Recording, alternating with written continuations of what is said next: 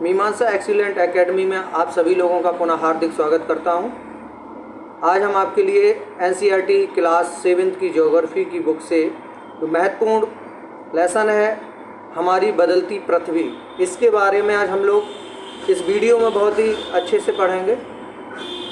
और हम लोग चलते हैं इस वीडियो में हमारी बदलती पृथ्वी से संबंधित जितने भी प्रश्न और इससे संबंधित जो भी महत्वपूर्ण फैक्ट होंगे इनको हम लोग समझते हैं अच्छे से कि हमारी बदलती पृथ्वी क्या है। जो स्थल जो मंडल है अनेक प्लेटों में जैसे विभाजित होता है, जिन्हें हम स्थल मंडलीय प्लेटें कहते हैं।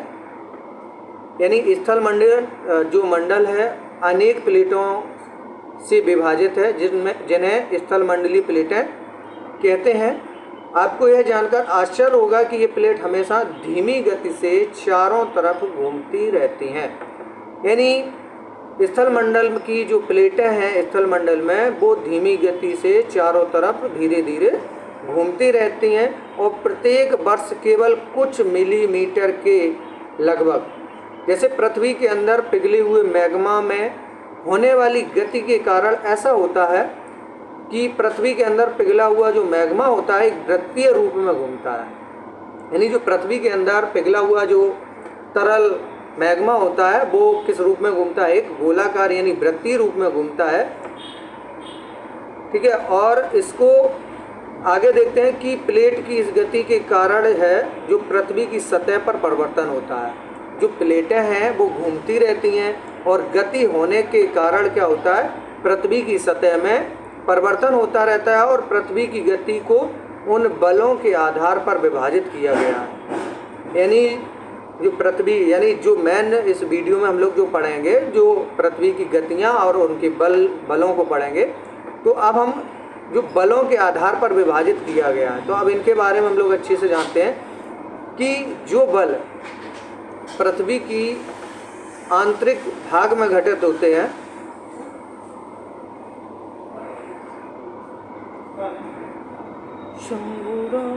जिनके कारण गतियाँ उत्पन्न होती हैं, जो बल पृथ्वी के आंतरिक भाग में घटित होते हैं उन्हें अंतर्जात बल। हाँ ऐसी गए, अब सेवा समाप्त होगी भैया। नहीं रुपया लेवी वाली बात नहीं, हम यार अब क्लास पढ़ाना स्टार्ट कर दिया मेरा। फोन पे रिचार्ज कटे कितने जल्दी कर लो, फास्ट थोड़ा सा। वीडियो पॉज करने पड़ी तुम्हारी वजह से, पता है जो बल एंडोजेनिक फोर्स कहते हैं।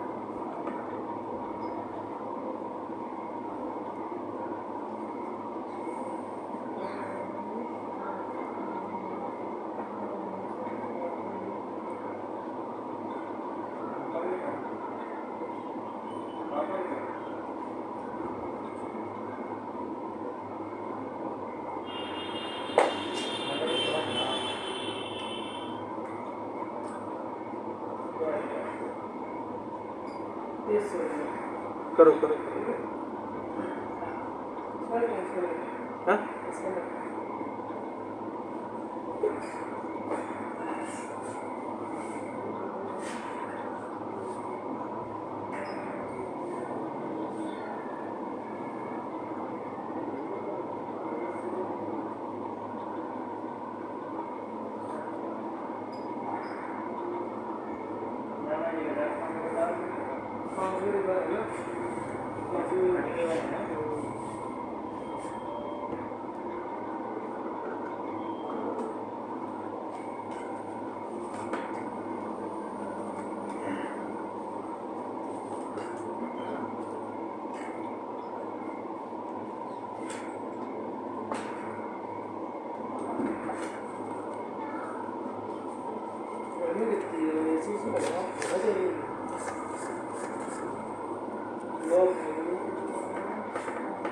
शाम को टाइम हो रहा है इस वजह से मत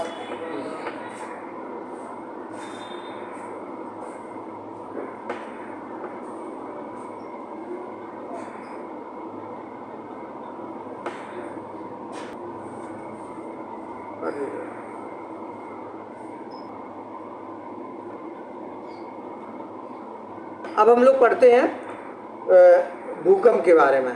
तो भूकंप क्या है कि स्थल मंडलीय जो प्लेटें होती हैं वो गति करती हैं। जब गति करती हैं तो पृथ्वी की सतह में क्या होता है, एक कंपन होता है और यह कंपन पृथ्वी के चारों ओर गति करता है। जब ये चारों ओर गति करता है तो इस कंपन को हम लोग भूकंप के नाम से जानते हैं। किस नाम से जानते हैं? भूकंप के नाम से जानते हैं। और भूकंप जैसे कि मैं समझाता हूँ, जैसे एक तालाब हो और तालाब में जब हम एक कंकड़ फेंकते हैं तो जहाँ पर वो कंकड़ गिरता है तो उसे हम उद्गम केंद्र के नाम से जानते हैं। उसके बाद उसके जो निकटतम स्थल होता है उस निकटतम स्थल को हम लोग अधिकेंद्र के नाम से जानते हैं। उसके बाद जो तरंगें होती हैं, तरंगें बाहर की ओर सतह की ओर जब चलती हैं तो उन तरंगों को हम लोग एक भूकंप के नाम से जानते हैं और वहाँ पर हानि अधिक होती है।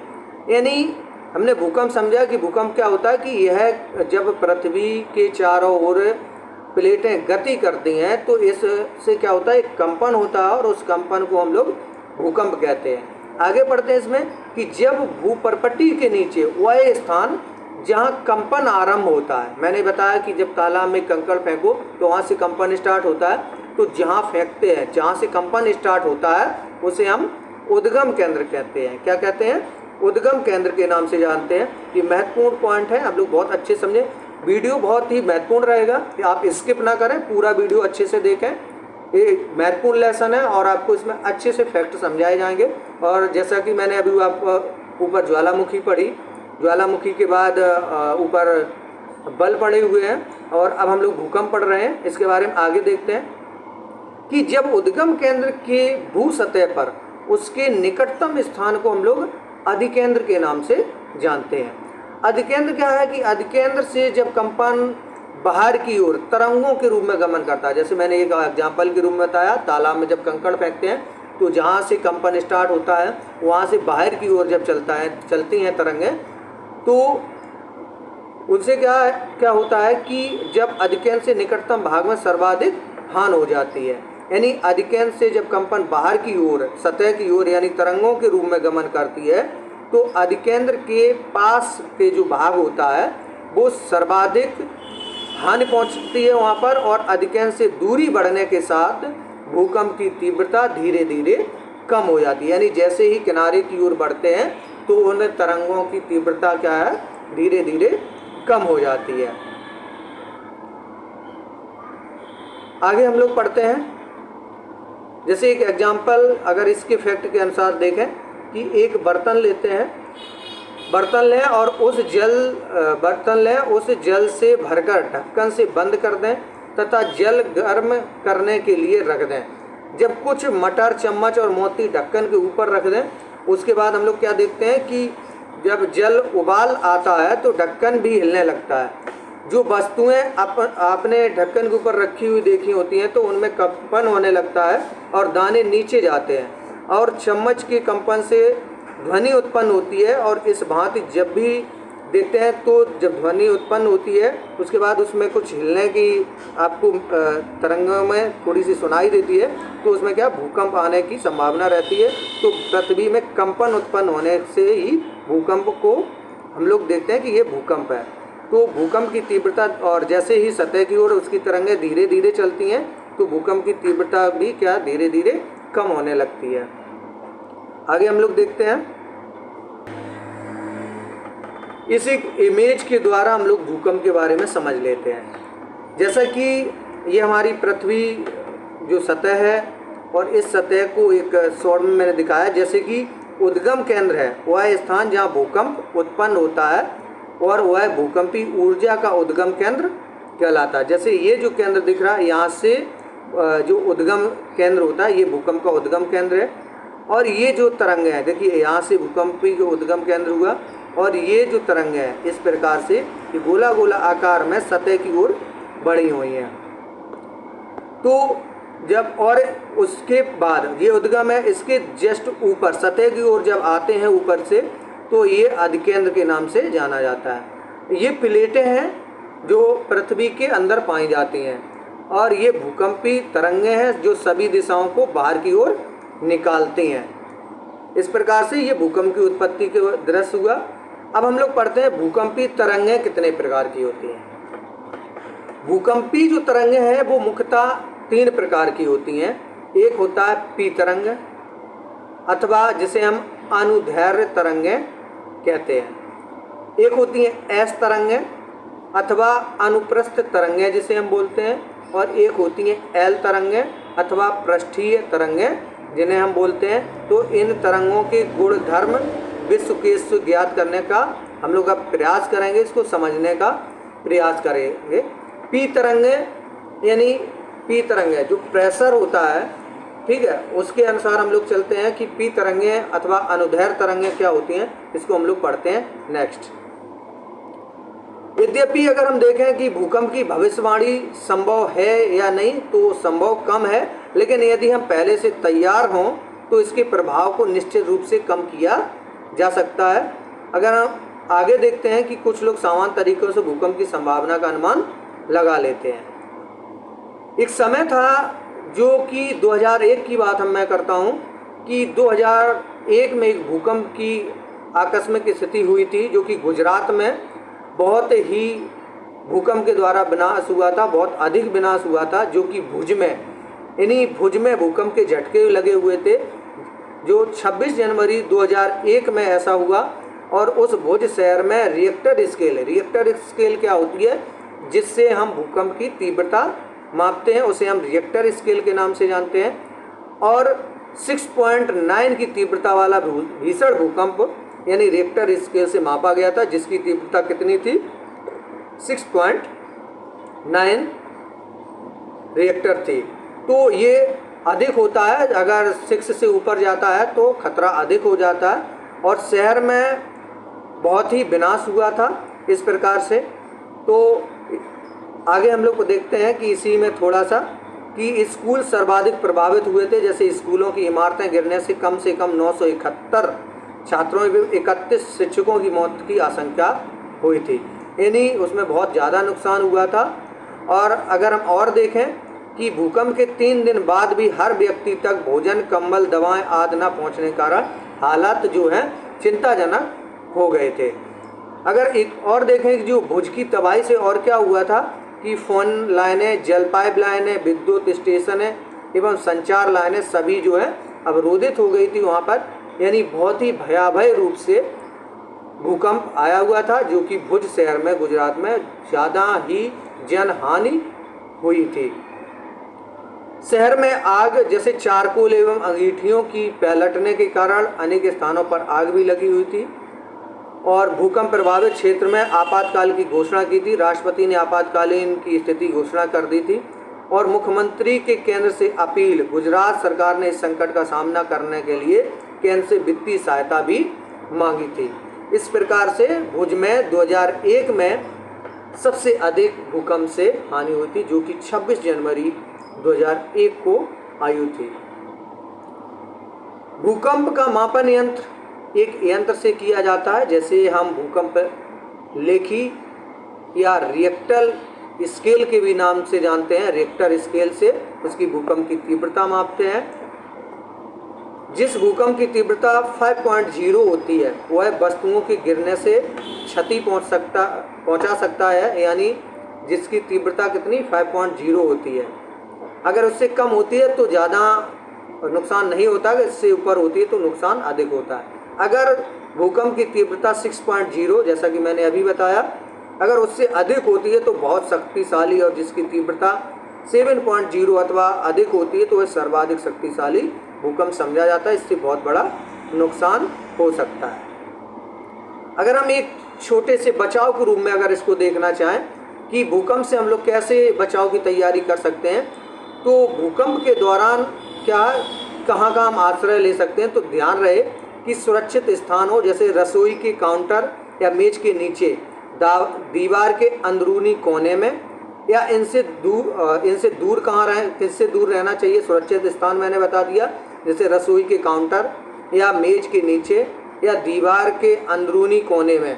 इस प्रकार से हम लोग बैठ सकते हैं, छुप सकते हैं, तो इससे बचाव हो सकते हैं। दूर हमें कहाँ रहना है, जैसे आग वाले स्थान से हमें दूर रहना है, चिमनी के आसपास तथा टूट सकने वाली खिड़कियों, दर्पण एवं तस्वीर फ्रेम से दूर रहना चाहिए। पहले से हमें तैयारी भी करना चाहिए। तो अगर हम इस प्रकार से पता चल जाता है तो हम लोग इसमें थोड़ा सा बचाव रखते हैं इनका।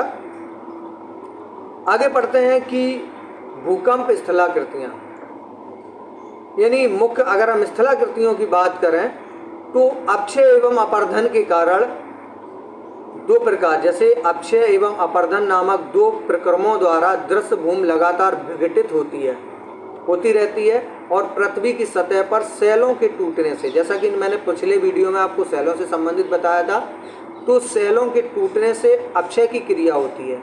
यानी जब सेल टूट जाते हैं तो उन्हें हम किस क्रिया में बदल देते हैं, तो उसी को हम अपक्षय क्रिया कहते हैं। जब भूदृश्य पर जल, पवन एवं हिम जैसे विभिन्न घटकों के द्वारा होने वाले क्षय को हम लोग अपर्धन कहते हैं। ध्यान समझे कि पृथ्वी पर जब सेलों के टूटने से कौन सी क्रिया होती है, वो अपक्षय क्रिया होती है। और जब भूदृश्य पर जल, पवन एवं हिम जैसे विभिन्न घटकों के द्वारा जो क्षय होता है, मिट्टी में जो घटक क्षय होता है तो उसे हम अपर्धन कहते हैं। और जब वायु, जल आदि अपर्दित पदार्थ को एक स्थान से दूसरे स्थान पर ले जाते हैं और वहाँ फलस्वरूप एक स्थान पर निक्षेपित हो जाते हैं तो उसे हम अपर्धन या निक्षेपण के प्रक्रम से पृथ्वी के धरातल पर विभिन्न स्थलाकृतियों का निर्माण होता है। और जब निक्षेपित होता है उसे हम निक्षेपण कहते हैं। अगर पूछा जाए कि स्थलाकृतियों का निर्माण कैसे होता है, तो स्थलाकृतियों का जो निर्माण है वो अपर्धन एवं निक्षेपण की प्रक्रिया से स्थलाकृतियों का निर्माण होता है। अगर हम कुछ महत्वपूर्ण फैक्ट देखते हैं कि विश्व में हजारों छोटे छोटे जलप्रपात होते हैं। सबसे अगर ऊंचे जलप्रपात की बात करें तो दक्षिण अमेरिका के वेनेजुएला का एंजल जलप्रपात महत्वपूर्ण है। इसे हम याद रखें कि अगर सबसे ऊंचा जलप्रपात देखें कहाँ का, विश्व का, तो दक्षिण अमेरिका के वेनेजुएला का जो एंजल जलप्रपात है वो विश्व का सबसे ऊंचा जलप्रपात है। कहाँ? दक्षिण अमेरिका के वेनेजुएला का एंजल। अगर हम अन्य जलप्रपात देखें जैसे उत्तरी अमेरिका में कनाडा तथा संयुक्त राज्य अमेरिका की बात करें तो उसकी सीमा पर स्थित है एक नियाग्रा जलप्रपात। और अगर अफ्रीका में क्या है, एक जाम्बिया एवं जिम्बाब्वे की सीमा पर स्थित विक्टोरिया जलप्रपात है। तो इस प्रकार से हम लोग इन महत्वपूर्ण जलप्रपातों को याद रखेंगे। विश्व का सबसे ऊंचा जलप्रपात दक्षिण अमेरिका के एंजल जलप्रपात है। अगर अन्य देखें तो अमेरिका में जो कनाडा तथा संयुक्त राज्य अमेरिका की सीमा पर स्थित है नियाग्रा। और अगर अफ्रीका में बात करें तो जाम्बिया एवं जिम्बाब्वे की सीमा पर स्थित एक विक्टोरिया जलप्रपात है। ये नियाग्रा जलप्रपात का इमेज आपके सामने है। अब हम लोग पढ़ते हैं नदी के कार्यों के बारे में। नदी के कार्यों के बारे में हम लोग अच्छे से समझते हैं कि नदी के जल से दृश्य भूमि का अपर्दन होता है। जब नदी किसी खड़े ढाल वाले, यानी जब नदी क्या है, जैसे इस प्रकार की हमारी पहाड़ी है और अगर इस प्रकार से अगर नदी का जल आता है, जब खड़े ढाल वाले स्थान से अत्यधिक कठोर सैल या खड़े ढाल वाली घाटी से जब नीचे गिरती है, यानी जब स्थल पर गिरती है तो यह जलप्रपात बनाती है। क्या करती है? जलप्रपात बनाती है, यानी गड्ढे के रूप में बन जाता है, तो उसे हम जलप्रपात कहते हैं। जलप्रपात किसे कहते हैं? जब एक खड़े ढाल वाले स्थान से नीचे की ओर बहुत ही अत्यधिक रूप से नदी का जल गिरता है, जब घाटी में गिरता है तो वहाँ पर क्या जो गड्ढे बन जाते हैं उसे हम जलप्रपात के नाम से जानते हैं। और जब नदी मैदानी क्षेत्रों में प्रवेश करती है तो वह एक मोड़दार मार्ग पर बहने लगती है, यानी जिस प्रकार से जहाँ उसे ढाल मिलता है और एक मोड़दार मार्ग में बहने लगती है, तो इस मोड़दार मार्ग को हम मोड़ों को क्या कहते हैं? विसर्प के नाम से जानते हैं। यानी जो मोड़ होते हैं, जैसे ये मोड़ है, इनको अगर हम देखें तो ये विसर्प के नाम से हम जानते हैं, क्योंकि ये सर्प की तरह हो जाते हैं। इनकी दृश्य अगर इनका दृश्य देखें तो एक सर्प की तरह हो जाते हैं, इनको हम विसर्प के नाम से जानते हैं। इसके बाद विसर्पों के किनारों पर लगातार अपर्दन एवं निक्षेपण की प्रक्रिया शुरू हो जाती है और विसर्प लूप के सिरे निकट आते जाते हैं, समय के साथ विसर्प लूप नदी से कट जाते हैं। यानी अगर हम देखें तो विसर्प लूप के सिरे निकट आते हैं और समय समय के साथ विसर्प लूप नदी से कट जाते हैं और एक अलग झील बनाते हैं जिसे हम चाप झील कहते हैं। ये देखिए इस प्रकार से, यानी जब विसर्प मोड़ों को हम विसर्प कहते हैं। इसके बाद क्या होता है, विसर्पों के किनारों पर लगातार एक अपर्दन होता रहता है और अपर्दन एवं निक्षेपण जब शुरू होता है तो विसर्प लूप के सिरे निकट आते जाते हैं और समय के साथ विसर्प लूप नदी से कट जाते हैं और उसे हम एक चाप झील के नाम से जानते हैं। कभी कभी क्या होता है कि नदी अपने तटों से बाहर निकलने लगती है, फलस्वरूप निकटवर्ती क्षेत्रों में बाढ़ आ जाती है और बाढ़ के कारण नदी के तटों के निकटवर्ती क्षेत्र में महीन मिट्टी एवं अन्य पदार्थों का निक्षेपण करती है और ऐसी मिट्टी एवं पदार्थों को हम अवसाद कहते हैं। और इससे अवसाद हम लोग किसे कहते हैं कि बाढ़ के कारण नदी के तटों के निकटवर्ती जो क्षेत्र में महीन मिट्टी एवं अन्य पदार्थों का जब निक्षेपण हो जाता है, उस मिट्टी के एवं पदार्थों को हम अवसाद के नाम से जानते हैं। और इससे जो समतल उपजाऊ जो होती है वो बाढ़कृत मैदान का निर्माण होता है वहाँ पर, और नदी के उत्थित तटों के तटबंध, यानी जो नदी के उत्थित यानी जो बाहरी होते हैं, उत्थित तटबंध जो होते हैं, तट जो होते हैं उन्हें हम तटबंध के नाम से जानते हैं। और समुद्र तक पहुँचते पहुँचते नदी का प्रवाह धीमा हो जाता है तथा नदी अनेक धाराओं में विभाजित हो जाती है, जिनको हम वितरका के नाम से जानते हैं, यानी जब मुहाने पर, समुद्र के मुहाने पर नदी अलग अलग धाराओं में बट जाते हैं। इसका कारण है कि बीच में जो कंकड़ है वो उनका निक्षेपण हो जाता है और जहाँ जगह मिलती है तो पानी इधर उधर से निकलना लगता है, उसे हम वितरका के नाम से जानते हैं। और जो मुख्य नदी होती है तो वो मुख्य नदी का मुहाना जो लास्ट है वहाँ से धीरे धीरे मुहाने पर लास्ट में इनके अलग अलग बदल जाते हैं, इनको हम वितरका के नाम से जानते हैं।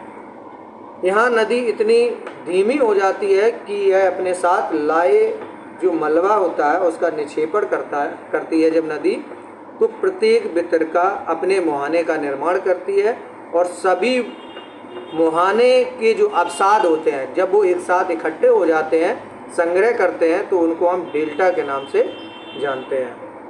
आगे देखते हैं हम कि डेल्टा का निर्माण मैंने समझा कि डेल्टा कैसे बनता है। तो डेल्टा जो है सभी मुहानों के जो अवसादों का जो संग्रह हो जाता है उसे हम डेल्टा कहते हैं। वितरका कैसे कहते हैं, वितरका मीन्स अलग अलग जो नदी की धाराएं हैं जब वो अलग अलग बट जाती हैं उसे हम वितरका के नाम से जानते हैं। अब हम लोग देखते हैं समुद्री तरंग के कार्य। समुद्री तरंग के अपर्दन एवं निक्षेपण जो होते हैं, समुद्री तरंग क्या है कि जब अपर्दन एवं निक्षेपण जो होता है समुद्र का से उनकी तरंगों के द्वारा जब तटीय स्थलाकृतियाँ बनाते हैं, यानी इनके जो कार्य होते हैं समुद्री तरंग के, तो समुद्री तरंग के जो कार्य हमने समझे तो वो क्या कार्य करते हैं कि जब उनका अपर्दन एवं निक्षेपण जो होता है वो तटों पर क्या करते हैं कि स्थलाकृतियाँ बनाते हैं। और जब समुद्री तरंगें लगातार सैलों से टकराती हैं, यानी जिस प्रकार से ये हमारी जो सैल है, अगर इनसे लगातार उनकी जो तरंगें हैं जब सैलों से बराबर टकराती हैं तो सीधा संभव है कि जब टकरार होगी तो वहाँ पर कटन यानी अपर्दन स्वाभाविक होगा, जिससे दरार विकसित हो जाती है और समय के साथ ये बड़ी और चौड़ी होती जाती हैं क्योंकि लगातार वहाँ तरंगें टकराती रहती हैं। इनको हम समुद्री गुफा के नाम से जानते हैं, जैसे कि इस इमेज में हम लोग देख पा रहे हैं, इसे हम समुद्री गुफा के नाम से जानते हैं। अगर इन गुफाओं के बड़े होते जाने पर इन्हें केवल छत ही बचती है, यानी जब ये बड़ी होती जाती हैं ये सब ऊपर कटन हो जाती है तो यहाँ जब ऊपर ही बचती है तो इसे हम रूफ या छत के नाम से जानते हैं। तो यहाँ पर छत जब बचती है तो जिससे तटीय मेहराब बनते हैं, जो छत बचती है तो उनको हम क्या बोलते हैं, एक तटीय मेहराब के नाम से जानते हैं, जैसा कि इस प्रकार से हमें ये देखने को मिल रहा है। तो इसे हम तटीय मेहराब बनते हैं। और लगातार अपर्दन छत को भी तोड़ देता है और केवल दीवारें बचती हैं। यानी लगातार जब ये अपर्दन होता रहता है तो ये छत भी अलग हो जाती हैं, तो क्या होता है वहाँ केवल दीवारें बचती हैं। और दीवार जैसी इन आकृतियों को, जैसे ये दीवार बचती है, तो इन्हें हम स्टैक के नाम से जानते हैं। क्या, किस नाम से जानते हैं? स्टैक के नाम से। तो समुद्री जो तरंगे हैं उसमें महत्वपूर्ण समझते हैं कि समुद्री गुफा किसे कहते हैं। जो समुद्री तरंगें होती हैं जो सैलों में लगातार टकराती हैं और उनसे जो छोटे छोटे छिद्र बन जाते हैं या एक समुद्री गुफा के रूप में बन जाते हैं, तो उन्हें समुद्री गुफा कहते हैं। जब वो लगातार फिर टकराती रहती हैं उस गुफा के सैलों से, तो ऊपर एक छत बचती है, तो उस छत को हम कहते हैं तटीय मेहराब के नाम से जानते हैं। और जब वो धीरे धीरे फिर तरंगें चलती रहती हैं, टकराती रहती हैं, तो जब वो छत भी टूट जाती है, उनकी की मात्र दीवारें बचती हैं, तो उसे हम किस नाम से जानते हैं? उसे हम स्टैक के नाम से जानते हैं। समुद्री जल के ऊपर लगभग ऊर्ध्वाधर उठे हुए ऊंचे सैली तटों को हम समुद्र भृगु कहते हैं। किस नाम से जानते हैं? समुद्र भृगु। यानी जल के ऊपर लगभग ऊर्ध्वाधर उठे हुए ऊंचे सैलीय तटों को हम समुद्र भृगु के नाम से जानते हैं। समुद्री तरंगें किनारों पर अवसाद जमा कर समुद्री पुल इनका निर्माण करते हैं। समुद्री भृगु कैसे? यानी जब समुद्री जल के ऊपर लगभग ऊर्ध्वाधर उठे हुए ऊंचे सैली तटों को समुद्र भृगु के नाम से जानते हैं। यानी जब ऊपर जल जाता है ऊर्ध्वाधर में, तो ऊपर उठे हुए सैली तटों को हम क्या कहते हैं? समुद्री भृगु कहते हैं। और समुद्री तरंगें जो किनारों पर अवसाद जमा कर समुद्री पुलिन का निर्माण करते हैं। जो अवसाद जमा होते हैं उन्हें हम समुद्री पुलिन का निर्माण करती हैं, उसे हम समुद्री पुलिन कहते हैं। अब हम पढ़ते हैं हिमनद के कारण। जैसे मैंने नदी के कार पढ़े, समुद्र के कार पढ़े, अब हम पढ़ते हैं हिमनद। हिमनद क्या होता है? हिमनद अथवा हिमानी जो बर्फ की नदियाँ होती हैं उन्हें हम हिमनद के नाम से जानते हैं। और हिमनद अपने नीचे की कठोर चट्टानों से जो है वो गोला समी मिट्टी अथवा पत्थरों को अपर्दित कर देती हैं और गोला समी मिट्टी एवं पत्थरों से भूदृश्य का अपर्दन करती हैं। हिमनद जो है अपने नीचे के कठोर चट्टानों से गोला समी मिट्टी, यानी जो गोला समी मिट्टी होती है, और पत्थरों को अपर्दित कर देती है और गोला समी मिट्टी एवं पत्थरों से भूदृश्य का अपर्दन करती है। हिमनद गहरे गर्तों का भी निर्माण करती है। याद रखें कि हिमनद जो है वो गहरे गर्तों का भी निर्माण करती है और पर्वतीय क्षेत्रों में बर्फ पिघलने से उन गर्तों में जल भर जाता है और वे सुंदर झील बन जाती हैं। हिमनद के द्वारा लाए गए पदार्थ जैसे छोटे बड़े सैल, रेत एवं तलछट मिट्टी निक्षेपित जब होते हैं, तो ये निक्षेप जो है हिमनद हिमोड़ का नाम निर्माण करते हैं, जिसे हम हिमनद हिमोड़ के नाम से जानते हैं। अब हम लोग पढ़ते हैं पवन के कार्य। अब हम लोग पवन के कार्य पढ़ते हैं। पवन के कार्य क्या है? रेगिस्तान में हम लोगों को पवन के कार्यों का महत्वपूर्ण जो दृश्य देखने को मिलता है वो रेगिस्तान में मिलता है। जब रेगिस्तान में पवनें अपर्दन एवं निक्षेपण का प्रमुख कारक होती हैं और रेगिस्तान में आप छत्रक के आकार एक स्थलाकृति बनती है वायु के कार्यों द्वारा, यानी पवन के कार्यों द्वारा, जिसे हम छत्रक के नाम से जानते हैं। तो छत्रक के आकार की जो सेल देख सकते हैं, जिन्हें सामान्यतः छत्रक सेल कहते हैं। यानी ये निक्षेपण का प्रमुख कारण होता है, क्योंकि एक छाते के रूप में, यानी लगभग छाते के रूप में बनती है, जिसे हम छत्रक कहते हैं। यानी इस प्रकार से हम लोग देखते हैं, तो इस प्रकार की जो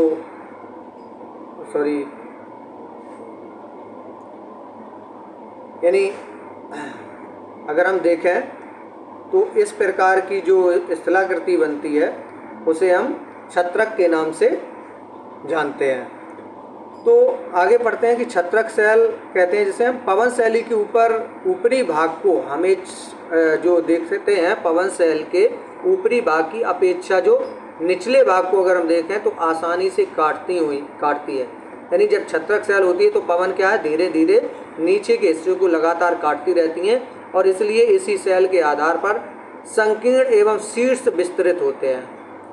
पवन चलने पर अपने साथ रेत के एक स्थान से दूसरे स्थान पर पहुंचती हैं। जब पवन का जो बहाव रुकता है तो यह रेत गिरकर छोटी पहाड़ी बनाती है, जिन्हें हम बालू टिब्बा के नाम से जानते हैं। जैसा कि इस इमेज में हम लोग देख पा रहे हैं, तो इसे हम बालू टिब्बा के नाम से जानते हैं। जब बालू कण महीन एवं हल्के होते हैं तो वायु उनको उठाकर अत्यधिक दूर ले जा सकती है। जब ये बालू कण विस्तृत क्षेत्र में निक्षेपित हो जाते हैं तो इसे हम लुयस के नाम से जानते हैं। यानी जब बालू कण जो है विस्तृत क्षेत्र में निक्षेपित हो जाते हैं, यानी बहुत ही बिखरे क्षेत्र में निक्षेपित हो जाते हैं, तो इसे हम लुयस के नाम से जानते हैं।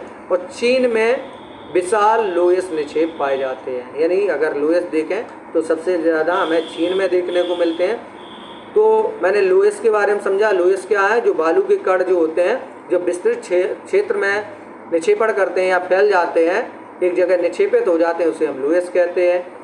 जब बालू टिब्बा किसे कहते हैं? जब पवन का बहाव रुक जाता है, एक जगह रेत गिरकर छोटी पहाड़ी बनाती हैं, उसे हम बालू टिब्बा के नाम से जानते हैं। जब क्या होता है, जो छत्रक सेल किसे कहते हैं? छत्रक सेल जो होती हैं वो पवन अपर्दन निक्षेपण का प्रमुख कारण होता है। और ये जो छत्रक क्या है कि जब वहाँ से पवन बराबर अपने कार्यों द्वारा जो अपर्दन से वहाँ के रेत बालू के कण जो है इधर उधर करके कहीं निक्षेपण कर देते हैं, एक छाते की तरह, उसे हम छत्रक सेल के नाम से जानते हैं। हमने इसमें पढ़ा पृथ्वी की गतियों के बारे में, और पवन के कार पढ़े, समुद्र के कार पढ़े, नदी के कार पढ़े, हिमनद के कार पढ़े। ये महत्वपूर्ण लेसन था और मुझे लगता है कि मैंने इसे जल्दी और अच्छे से समझाया भी है। इसे आप अगर एक दो बार देखें तो ज़रूर समझ में आ जाएगा। अब इससे बनने वाले जो महत्वपूर्ण प्रश्न हैं उनको हम लोग देख लेते हैं। इनमें से कौन सी समुद्री तरंग की विशेषता नहीं है? जैसे सेल, किनारा, समुद्री गुफा। तो यहाँ पर जो है वो किनारा नहीं है। हिमनद निक्षेपण की अगर विशेषता देखें तो बाढ़ग्रस्त मैदान, पुलिन और हिमोर। इसमें कौन सा नहीं है? हिमनद की बात करें तो इसमें जो है वो पुलिन नहीं है, क्योंकि ये समुद्र के कार्यों के अंतर्गत आते हैं। और बाढ़ग्रस्त मैदान और हिमोर जो है वो हिमनद की निक्षेपण विशेषता है। नेक्स्ट क्वेश्चन अगर देखें कि पृथ्वी की आकस्मिक गतियों के कारण कौन सी घटना होती है, तो आकस्मिक जो गतियाँ होती हैं जो ज्वालामुखी होती है, ठीक है। छत्रक सेलें पाई जाती हैं किस में? तो वो रेगिस्तान में पाई जाती हैं। और अगर चाप झील की बात करें तो चाप झील कहाँ पाई जाती है? नदी घाटी में या हिमनद में या रेगिस्तान में। तो जो चाप झील है वो नदी घाटी में पाई जाती है, यानी ऑप्शन नंबर 2 इसका राइट है। इसमें जैसे कि क्वेश्चन नंबर 3 है, निम्नलिखित स्तंभों को मिलाकर सही जोड़े बनाएं। तो हिमनद क्या है? विसर्प जो है वो किससे बनता है? पुलिन किससे बनती हैं? तो पुलिन जो है समुद्री तट होता है। बालू टिब्बा किससे बनती हैं? तो बालू टिब्बा जैसे रेगिस्तान में हमें देखने को मिलती हैं, ठीक है। जलप्रपात हमें कहाँ देखने को मिलता है? नदियाँ बनाती हैं। भूकंप क्या करता है? पृथ्वी की कंपन, ठीक है।